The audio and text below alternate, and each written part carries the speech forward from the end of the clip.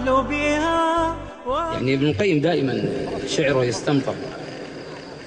الدموع حين يذكرك بأسماء الإرصاد. يقول في نونية: فهو العلي بذاته سبحانه إذ يستحيل خلاف ذا ببيان،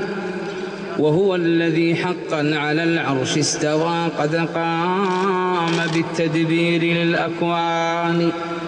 حي مريد قادر متكلم ذو رحمة وإرادة وحنان، هو أول هو آخر هو ظاهر هو باطن هي أربع بوزان، ما قبله شيء كذا ما بعده شيء تعالى الله ذو السلطان،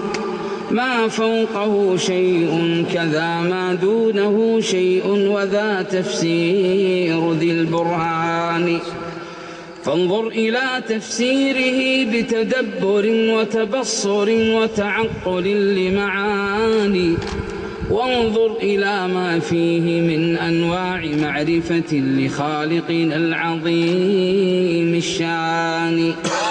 وهو العلي فكل أنواع العلو له فثابتة بلا نكران،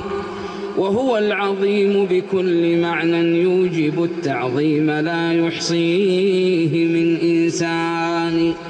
وهو السميع يرى ويسمع كل ما في الكون من سر ومن إعلان.